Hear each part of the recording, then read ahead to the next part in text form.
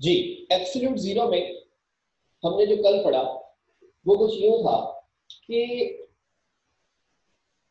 Absolute zero क्या है? वो टेम्परेचर जिस पर volume of the gas zero हो जाए। तो हमने कहा ये कैसे हो सकता है?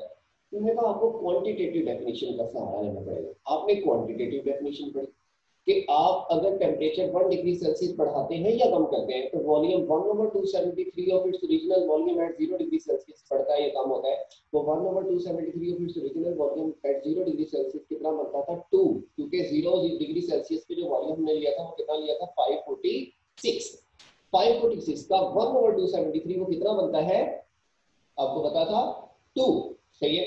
अच्छा, अब फिर हमने यहां से कंक्लूड किया था, इसका मतलब ये है कि अगर आप 1 डिग्री सेल्सियस चेंज करते हो तो 2 cm³ चेंज होता है। ये हमने कंक्लूजन निकाला था।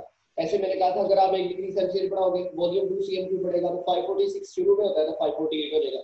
अगर आप 100 बढ़ाओगे 200 बढ़ जाएगा तो 546 से। तो ये सारा अगर हम 273 बढ़ाते हैं वो 546 बढ़ेगा तो 546 में 546 बढ़ाएंगे तो 5092 हो जाएगा।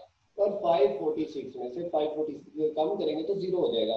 तो ये चीजें हमने पढ़ी थी। आज हम उसका ग्राफ बनाएंगे।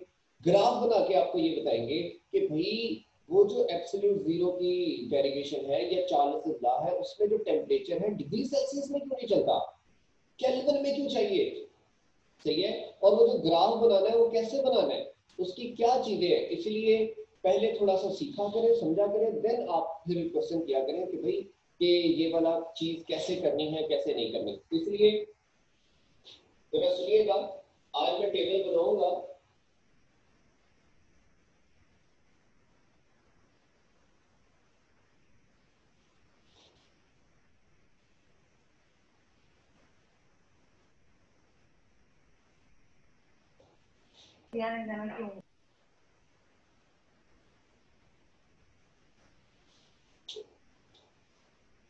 पहले में आना है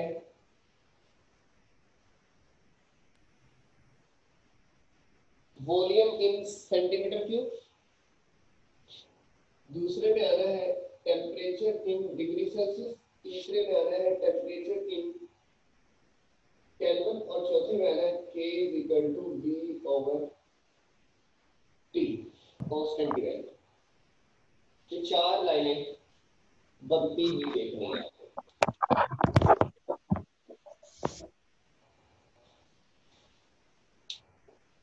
ठीक है।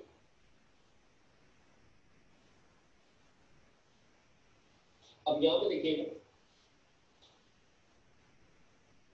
ये टेबल सारे का सारा याद करवाना मेरी जिम्मेदारी है कि आपने इससे कोई परेशान नहीं होना कि ये क्या चीज करने करवा दी, ये मुश्किल है, ये बड़ा है, ये छोटा है।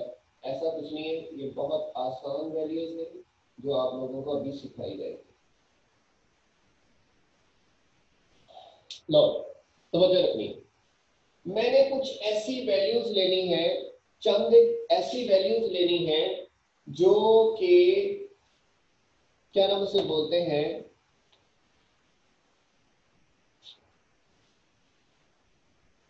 हमारे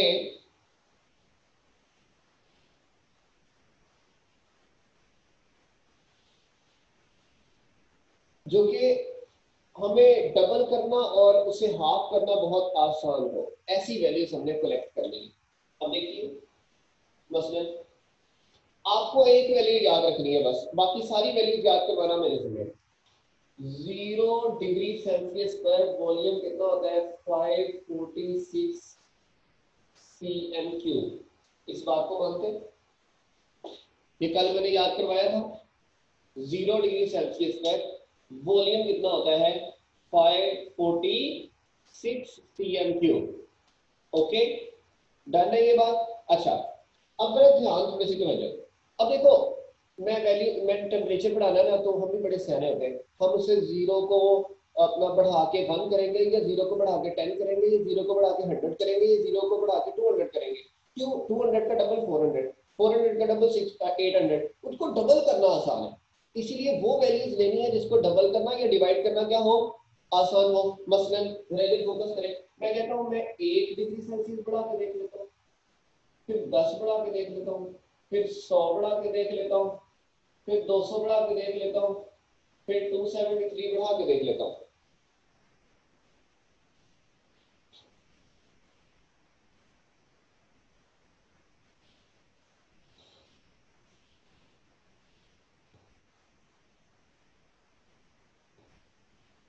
सही है, तो मैंने वो वैल्यूज लिखी है जो मुझे डबल करना आसान है।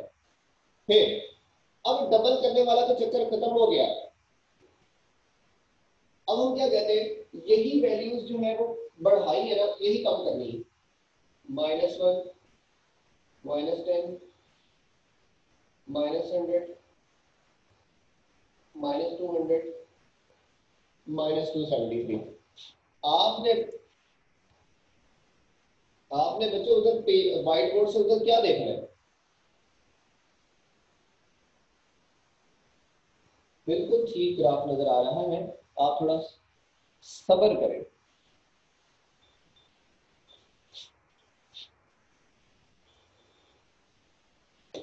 बच्चे वहां पे कुछ नहीं लिखा हुआ, मैंने कटा जा रहा है, ये कौन सा कोई फिल्म है जो आपको कटी हुई फील हो रही है? ठीक है, चलो आपका ये भी जो है ना वो मैं देखें, मैंने इसलिए इस तरह की जो है ना बोंगे क्वेश्चन ना किया करें, मतलब जो टॉपिक के रेलिवेंट हो वो क्वेश्चन करे तो अच्छा है।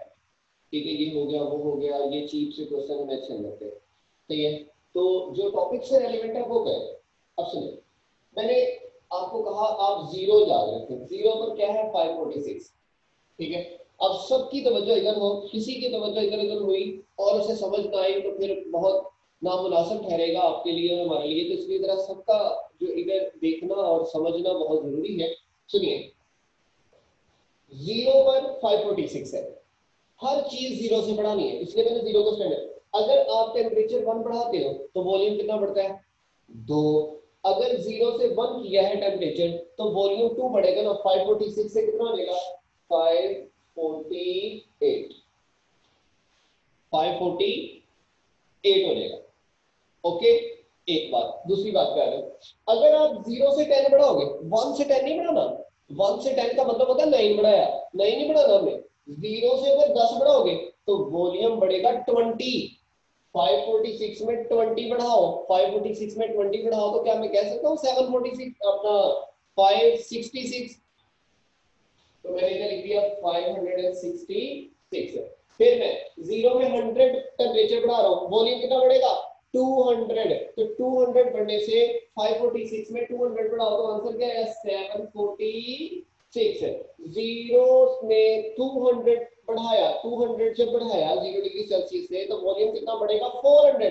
546 में 400 ऐड किया तो 946 है, और जीरो में 273 बढ़ाया तो वॉल्यूम बढ़ेगा 546। तो 546 में 546 बढ़ाया तो आंसर आया 1092, जो कि मैं कल आपको बयान करा था, जो कि वैल्यू कल मैं आपको बयान करा था 1092 वाली। क्लियर? फिर से समझे, फिर से समझे। मैं अगर करता हूं जीरो से टेम्परेचर कम करके कितना कर देता हूं? -1, यानी कि एक टेम्परेचर कम किया, वॉल्यूम कितना कम करूंगा? 2। जब मैंने वॉल्यूम 2 कम किया तो 546 में से 2 कम किया तो आंसर आया 544। 10 टेम्परेचर कम किया, वॉल्यूम कितना कम करना है? 20, डबल कम करना है, तो 546 में से 20 कम किए तो आंसर आया 526। जीरो में से टेम्परेचर 100 कम किया, 100 कम किया, तो जब 100 कम किया तो वॉल्यूम कितना कम होगा? 200। तो 546 में से 200 गए तो कितना आया? 346 है। जीरो में से जब 200 माइनस किया, कम किया टेम्परेचर, जब 200 कम करेंगे तो अपना वॉल्यूम कितना कम होगा? 400 कम होगा। तो देखिए 400, 546 में से 400 तो 146, और जीरो में से जब टेम्परेचर 273 कम किया, जीरो में से टेम्परेचर जब 273 कम किया तो मुझे बताओ वॉल्यूम कितना कम होगा? 546 कम होगा। तो 546 में से 546 निकाल दो तो आंसर क्या बचता है? 0। इसी की तो तलाश थी, इसी की तो तलाश थी ना कल कि ये जीरो कहां से आया, इसकी वैल्यू ये क्यों है। ये हमें अब प्रूव हो गई कि आज जब 273 डिग्री सेल्सियस कम करते हैं तो वॉल्यूम 273 का डबल कम होता है, विच इज नोन एज 546। तो 546 जब कम किया तो हमारे पास जो आंसर बचा वो क्या बचा? 0। तो इस टेम्परेचर का ही नाम निकल क्या रखा था? Absolute zero. अब ये टेम्परेचर जिसमें लिया गया डिग्री सेल्सियस में, अब मैं यहाँ पे चार्ल्स लॉ अप्लाई करवाता हूँ, ठीक है। अब सुनिएगा,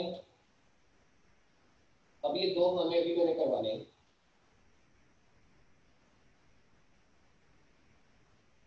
Charles law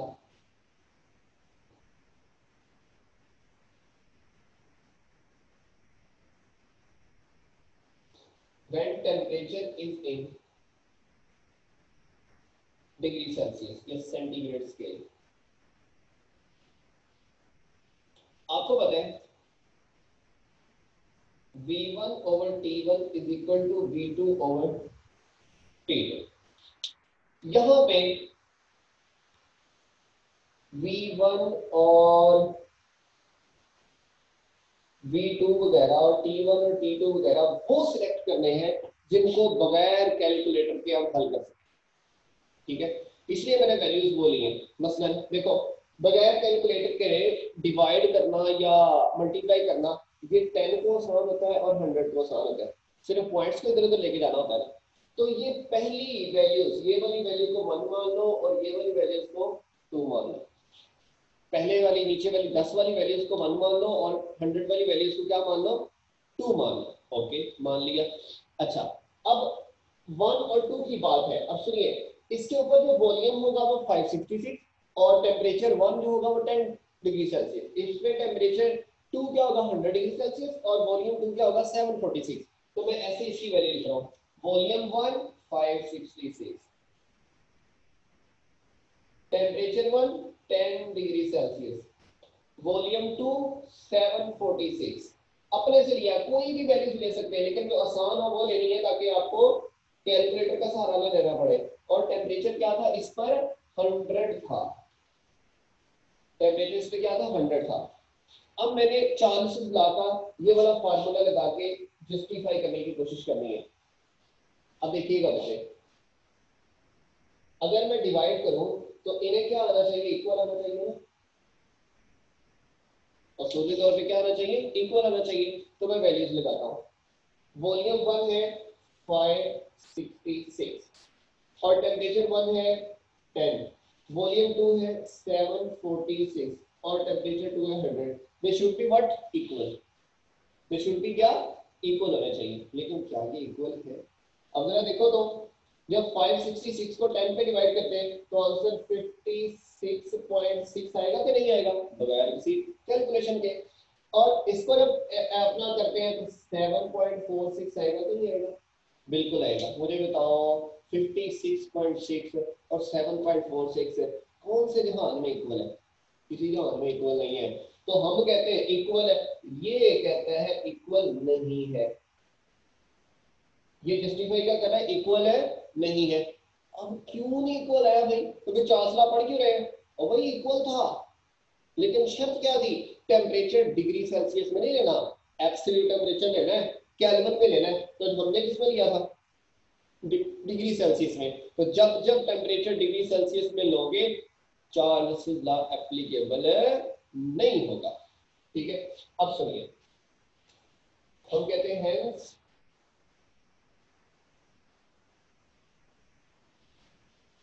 verified that Charles's law is not applicable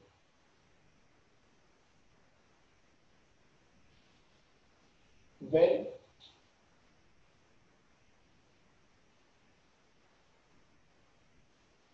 temperature is taken in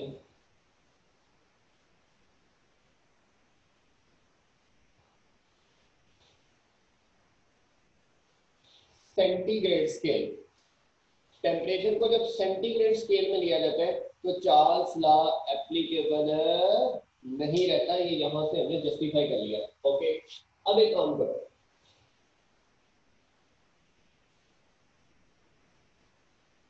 Charles law को चेंज करो।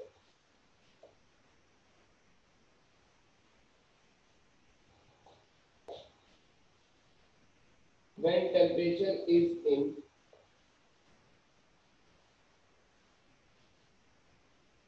Kelvin scale, नहीं है ऐसा, आप सुनते हैं ऐसे।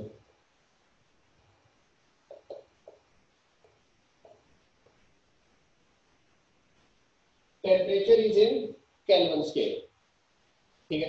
जब टेम्परेचर केल्विन में लेंगे तो क्या होगा, अब आपको पता है टेम्परेचर को केल्विन में कन्वर्ट करने का तरीका क्या है, डिग्री सेल्सियस में 273 क्या कर दो, ऐड कर दो। अब सबने मेरी बातों का जो है ना वो आंसर करना है, तब जाके मैं इसे जरा कर पाऊंगा। मुझे बताओ, इस डिग्री सेल्सियस को जब मैं केल्विन में बदलना चाहता हूँ तो इसमें 273 क्या करूंगा, ऐड करूंगा। 0 में 273 ऐड करो तो आंसर क्या है, 273। बस अब सुनना है, बस सुनना है। 1 में 273 ऐड किया तो 274, 10 में 273 ऐड किया तो 283, 100 में 273 ऐड किया तो 373, 200 में किया तो 473, 273 में 273 ऐड किया तो 546।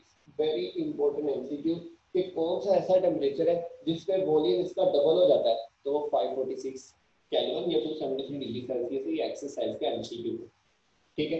फिर अगर -1 करें, 273 में से एक निकाल दें, यानी कि असल में तो -1 और प्लस 273 होता है, तो प्लस माइनस माइनस ही होता है ना, तो हम 273 इसमें प्लस करते हैं लेकिन असल में माइनस होता है, तो ये बचेगा 272। 10 माइनस करेंगे तो 263, 100 माइनस करेंगे तो 173, 200 माइनस करेंगे तो सिर्फ 73, और 273 में से 273 माइनस करोगे तो क्या आएगा, 0। अगर आपको याद हो एब्सोल्यूट जीरो की दूसरी वैल्यू 0 केल्विन थी और एक थी -273.16, तो ये 0 केल्विन भी आपके सामने रोशनदार कर दी मैंने, सही है। अब यहाँ पे केल्विन में टेम्परेचर आ गया। अब मैंने वो वाला ला लगाना है, V1 over T1 is equal to V2 over T2, और चेक करके बताना है क्या ये लॉ एप्लीकेबल था जब टेम्परेचर केल्विन में लिया, तो अभी चेक कर लेते हैं, अभी देख लेते हैं, जरा ध्यान करना है। V1 और T1 वही लेना है, V2 और T2 उधर से लेना है। सुनिएगा जरा, V1 वही है 566 और T1 भी वही अपना, वो भी इतना ही है 746 cm3, वॉल्यूम उतना ही है, लेकिन टेम्परेचर से क्या लिया था, डिग्री सेल्सियस में, और इधर यही टेम्परेचर डिग्री सेल्सियस के बजाय किसमें लेंगे, केल्विन में। तो केल्विन में कितना बनता है, 283, और T2 कितना बनता है, 373, ठीक है। अब ये हमारे पास जो चीज है वो कलेक्ट हो गई। अब हमने इसको लेकर आगे चलना है, अब इसको मैंने लॉ में अप्लाई करना है और इसे जस्टिफाई करना है कि इनको डिवाइड करें तो ये क्या होता है, इक्वल होता है। जस्टिफाई करें तो क्या क्या होता है, ये इक्वल होता है। अभी देखो जरा ध्यान करो, V1 ऊपर लिखो 566, T1 नीचे लिखो 283, V2 ऊपर लिखो 746, T2 नीचे लिखो 373, और अगर आप थोड़ा सा बाशऊर है तो जब इसे डिवाइड करते हैं तो आंसर आता है 2, जब इसे डिवाइड करते हैं आंसर फिर से क्या आता है, 2। क्या 2 2 के इक्वल है कि नहीं, बिल्कुल इक्वल है। तो जब ये इक्वल है तो इसका मतलब है कि यहाँ पे तो चार्ल्स लॉ साबित हो गया। तो चार्ल्स लॉ साबित ही कब हुआ है, जब टेम्परेचर किसमें लिया गया, केल्विन में। तो आंसर क्या है, 2 2। इसका मतलब कांस्टेंट की वैल्यू 2 है। अगर कांस्टेंट की वैल्यू 1 2 है तो ये हमेशा 2 रहेगी, पहले में भी 2, दूसरे में भी 2, तीसरे में भी 2 2 2, ये हर जगह 2 रहनी है, और आखिर में जब 0 और 0 होगा तो फिर 0 ही आना है, फिर हर चीज डिस्ट्रॉय हो जाएगी, ठीक है। तो इसलिए ये वैल्यू 2 आ गई। तो हम लोग कहते हैं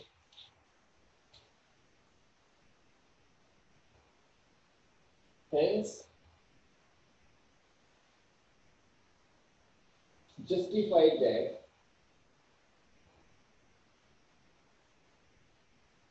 Charles' law is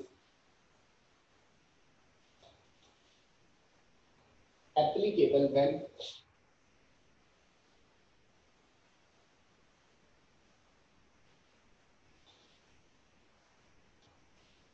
temperature is taken in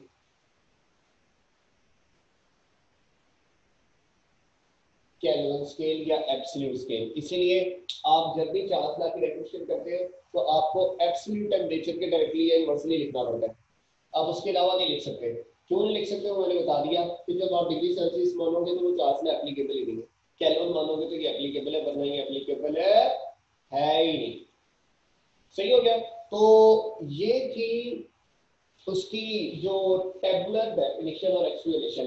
तो ये टेबल बनाना आ गया ना सिस्टम, आपने 0 डिग्री सेल्सियस में 546 सिर्फ याद रखना है, तो अपनी मर्जी से बढ़ा देना 1 10 100 200। अगर आप ज्यादा एफिशिएंसी मानना चाहते हैं तो 10 के साथ 50 भी लिख लो, 100 फिर 150 भी लिख लो, 200 250 भी लिख लो, ज्यादा वैल्यूज कर लो, कोई इशू नहीं है, बस वो वैल्यूज लिखनी जिसे डबल करना आसान हो।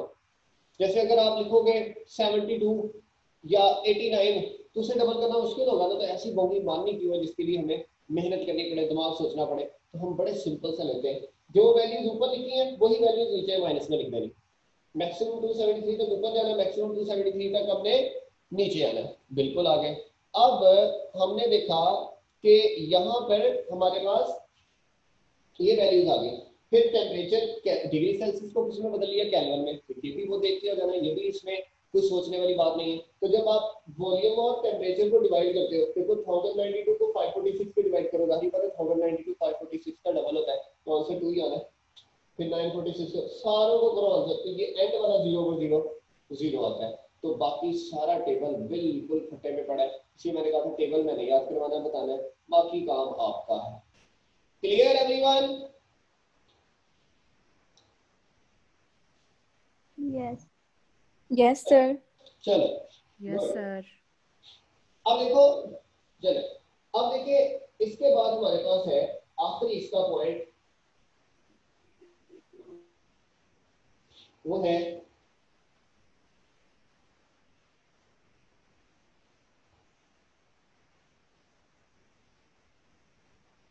ग्राफिकल एक्सप्लेनेशन, कि इसका ग्राफ बना के बताओ कि एब्सोल्यूट 0 है भी या नहीं, और इसे ड्राइव कर सकते हैं नहीं कर सकते, अचीव कर सकते हैं नहीं कर सकते, वो चीजें सारी हमें समझ गई।